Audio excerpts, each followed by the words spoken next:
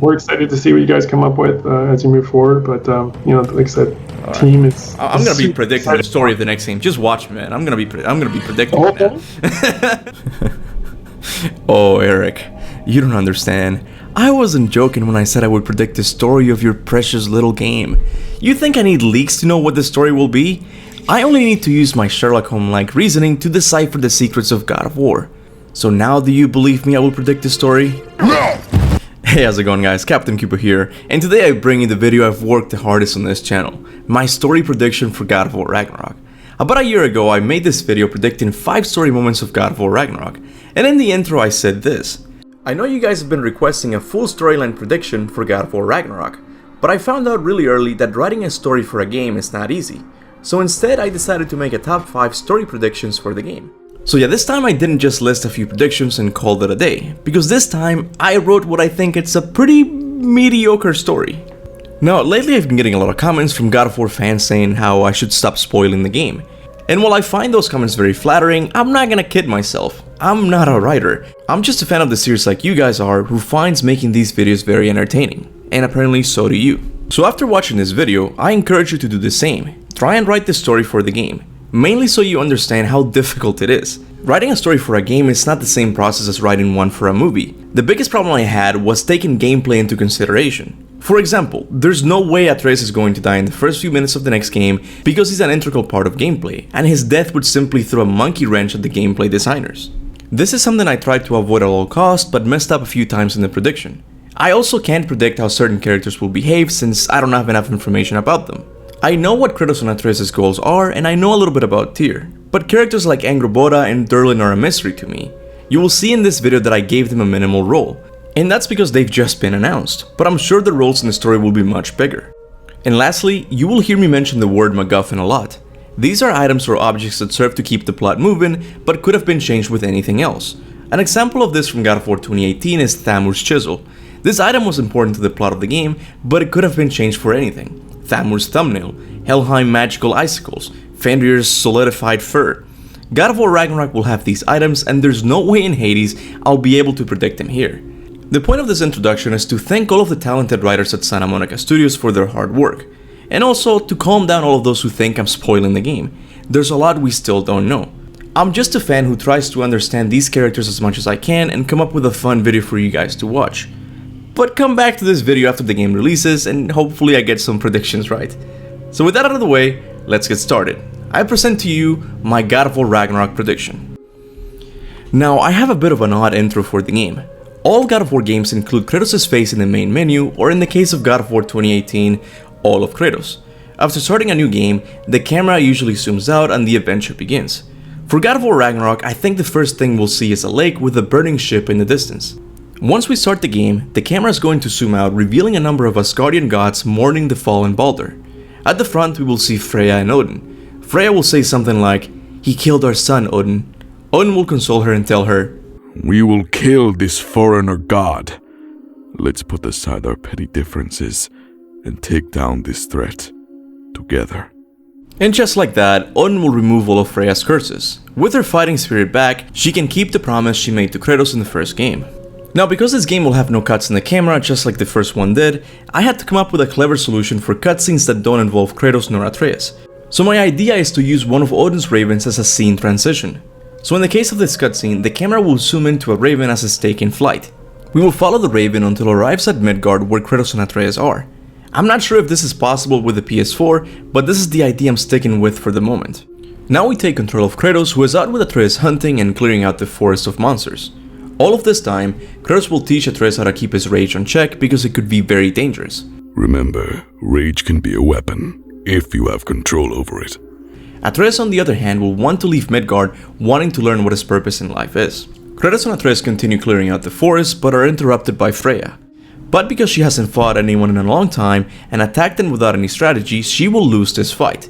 But she will leave them with a promise of her return. Atreus sees his attack by Freya as a sign that Ragnarok is coming. Time is running out. The prophecies say Fimbulwinter leads to Ragnarok. War is coming.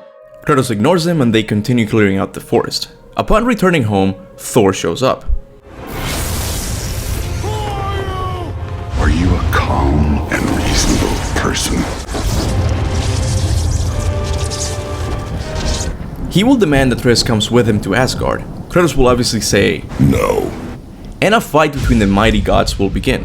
This fight will be nothing like the one we experienced with Baldur. The level of destruction will be so unimaginable that even Jormungandr will wake up from his sleep and come out from the depths of the lake to join the fight. Thor will realize that he cannot fight Kratos and Jormungandr at the same time, so he'll leave Midgard and wait for a better opportunity to kidnap Atreus. This fight leaves Midgard in ruins and becomes a point of argument for Atreus. He will tell his father, "Do you want this fate for all the other realms? Father, we need to stop Ragnarok." Then this conversation happens. What if there was someone who could help us? You mean Tyr, the old god of war in these lands, who is dead? Well, for a dead man, Odin seemed pretty keen on seeing he wasn't found. If he's out there, we gotta find him. Kratos, remembering the destruction he caused in the Greek realm, is reluctantly motivated to help stop the end of the world. Maybe he can find some kind of redemption in this noble act. Mimir will tell them about Durlin, a dwarf who used to go with Tyr on his travels around the world. He tells him Durlin might know where Odin imprisoned Tyr. So Kratos and Atreus go to Svartalfheim, and after doing a favor for Durlin, he tells him where Tyr is being kept. Next, Kratos and Atreus rescue Tyr, but because Tyr has given up after years of being tortured by Odin, he doesn't want to go with them. It's not until Atreus reveals to him that his mother is Fae that he feels any kind of motivation. Tyr will remember how both of them worked together to get the giants out of Midgard and will receive a sliver of hope, motivating him to help them stop Ragnarok. Tyr will tell Kratos and Atreus to meet him at the location of Fenrir's imprisonment, because they need some information from him. On the way out of Svartalfheim, Odin will send another Norse god with the purpose of kidnapping Atreus once again. As a placeholder, let's say this god will be Forseti, the god of justice. Kratos and Atreus will defeat him and continue the journey to Fenrir's location. At this point in the story, Kratos will start to wonder why Odin wants Atreus so much. After Kratos, Atreus, and Tyr arrive at Fenrir's location, they will free him. However, Fenrir will not trust Tyr since he's an Aesir god. He will attack them just like Jormungandr almost did in God of War 2018. During the battle, Tyr will lose his hand to Fenrir as he steps in to save Atreus from a fatal bite. Now, when Santa Monica Studios heard I was doing this prediction video and realized I had nailed how Tyr was going to lose his hand, they decided to give me the cutscene entirely. Are you ready for this God of War Ragnarok exclusive clip? Not even IGN has it.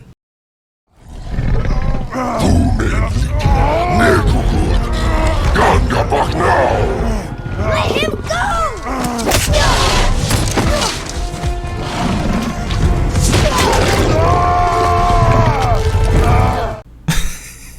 I had you there for a moment, didn't I?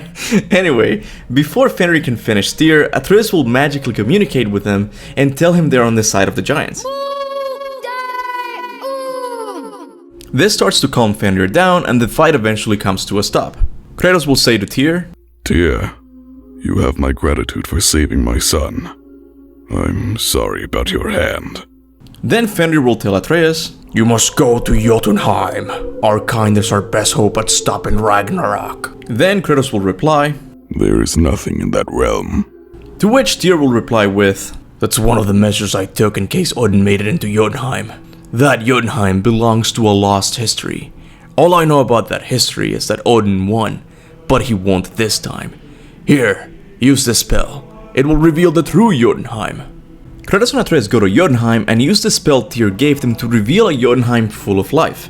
Next, Kratos and Atreus meet with the ruler of Jotunheim, which tells them, "Thank you for bringing the Guardian's ashes back to us. This is a signal for us the time to prepare for war. Ragnarok is coming." But since Kratos does not want to repeat the same mistake of destroying a pantheon due to a war between two powerful groups of entities, he decides to look for another way of stopping Ragnarok.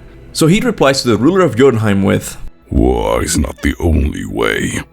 This doesn't really matter to the ruler of Jotunheim as he continues preparing an army for Ragnarok. This is when Angrboda comes into the story. Angrboda just overheard Kratos' concern for an all-out war between the gods and giants. She agrees with Kratos, so she proposes another plan, a more peaceful one. She tells him that a long time ago, someone hid a MacGuffin that could be used to stop the wolves Skoll and Hati from chasing the sun and the moon and thus preventing Ragnarok from happening. This person hid this MacGuffin at the base of the World Tree. So Kratos, Atreus, and Angrboda go to the base of the World Tree to get this MacGuffin. They obtain the MacGuffin, but when it's time to return, Thor and Freya show up. Freya simply wants to kill Kratos, and Thor, for some unknown reason, insists on taking Atreus to Asgard. Although no one dies in this fight, the World 3 does splinter, sending Kratos, Atreus, and Angrboda to the past. Kratos, Atreus, and Angrboda blow the horn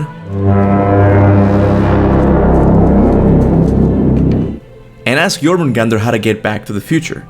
He tells him about the Norns, the beings responsible for controlling destiny in the Norse pantheon. I'm including the Norns in this prediction because 2 of them are already confirmed to be in the game. Anyway, Jormungandr gives their location, and even though in Norse mythology the Norns live at the base of the World Tree, I think Santa Monica will take some liberties and place him somewhere in Midgard. Kratos, Atreus, and Angrboda find the Norns, and because the Norns don't wish for Ragnarok to happen, they help them. They also secretly show Kratos a glimpse at the timeline in which the Aesir gods won, and they tell Kratos, "Be careful with the boy, he is not who you think he is." But because they cannot meddle with the current timeline anymore, they say nothing else. After this conversation, the Norns will send them back to their timeline. Once they arrive back to their timeline, Kratos will tell Tyr about the MacGuffin they picked up at the base of the World Tree. Tyr, can this be used to stop the wolves? Tyr will recognize it, but tells him that 2 more MacGuffins are needed to activate the one they already have. One of them is located in Vanaheim and the other in Asgard. Tyr tells Kratos, "Only a giant and I can obtain this MacGuffin. Atreus must go with me to Asgard. Do not worry, Kratos. I will protect him as if he was my own son." Although Kratos is worried about Atreus going to Asgard, he will remember how Tyr sacrificed his hand for Atreus, so he'll have no problem with letting Atreus go with him. So Atreus goes with Tyr to Asgard, and Kratos and Angrboda go to Vanaheim.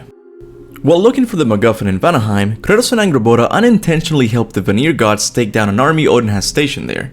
This sounds really specific, but according to lore and legends, Odin has infiltrated soldiers from Valhalla in Vanaheim.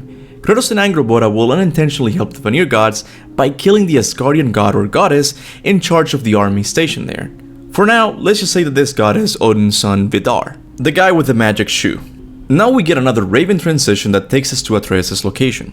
In this section, I predict we will play as Atreus. Most fans of the series think that we will get at least one section where we play as boy. I believe this is the one.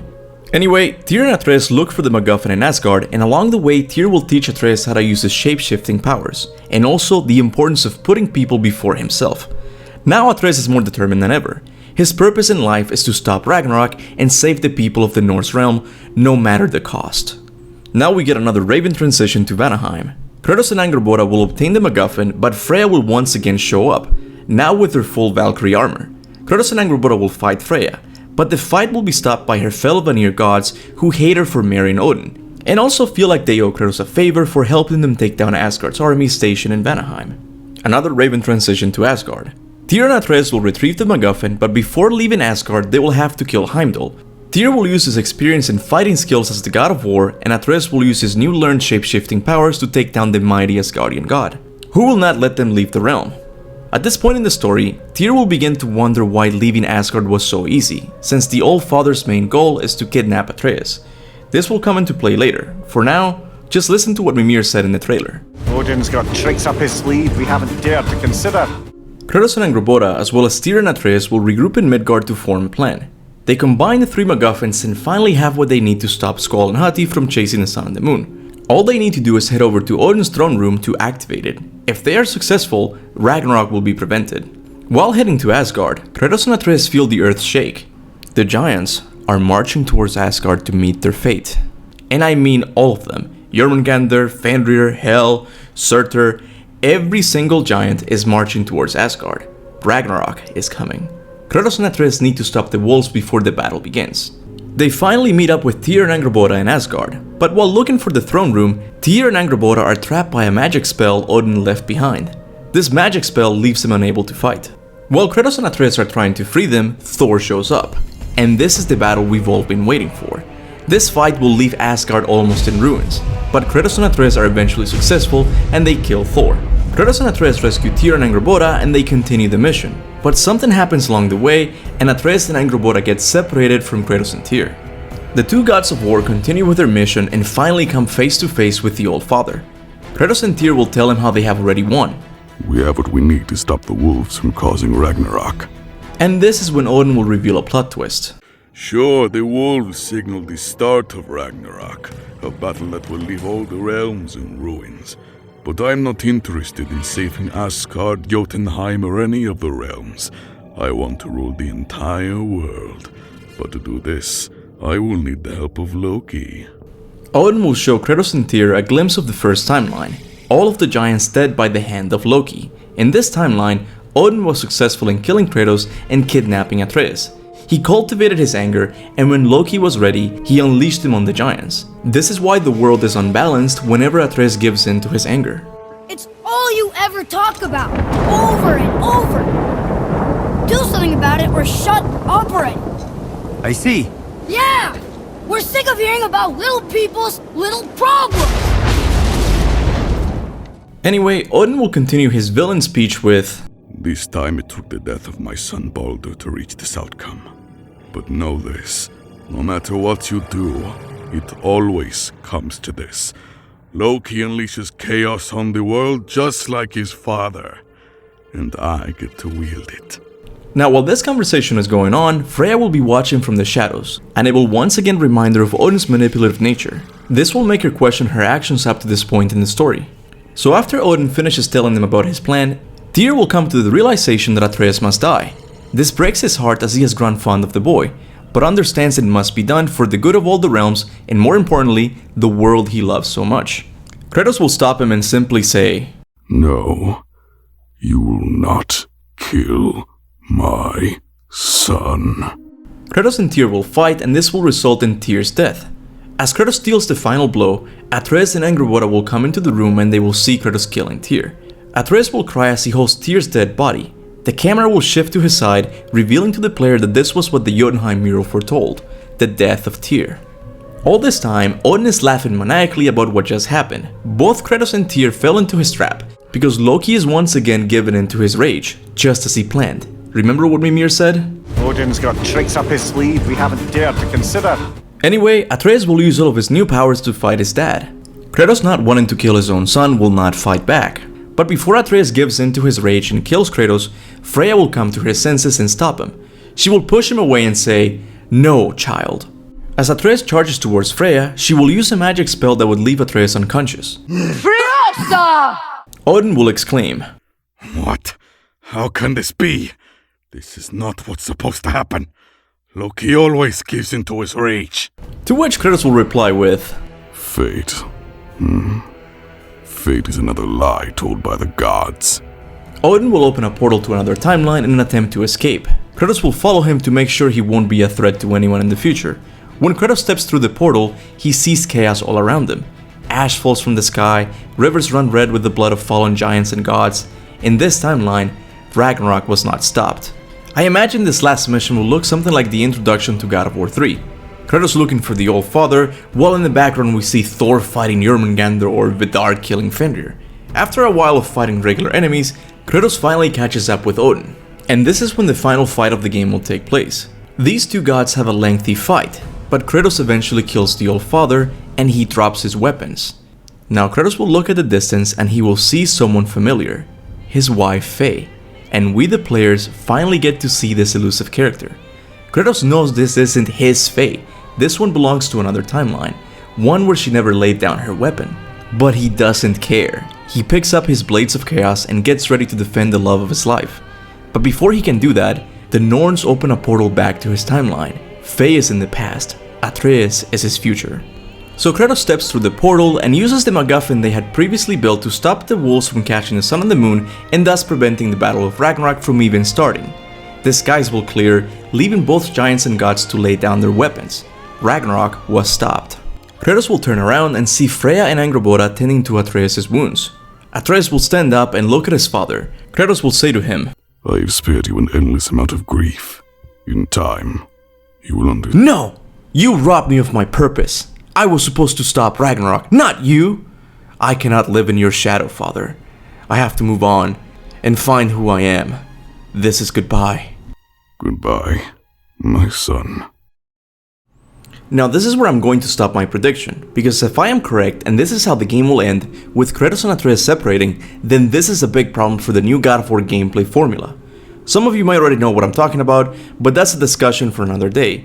Another question you guys might have is, why is this ending so dark? Kratos sees the love of his life but chooses Atreus instead, only for Atreus to leave him alone. And you're right, it's a pretty sad ending. Well, I got this idea from Eric Williams himself. In an interview with IGN, he said the following about Kratos and Atreus. Atreus has two names. He's already split by default, right? And I think those are really interesting things as you start to grow, because I'm sure you remember, you get to a certain age in high school and it's like, do I want to be this person? Or do I want to? Do I want to try this personality for a year? You don't know who you are yet.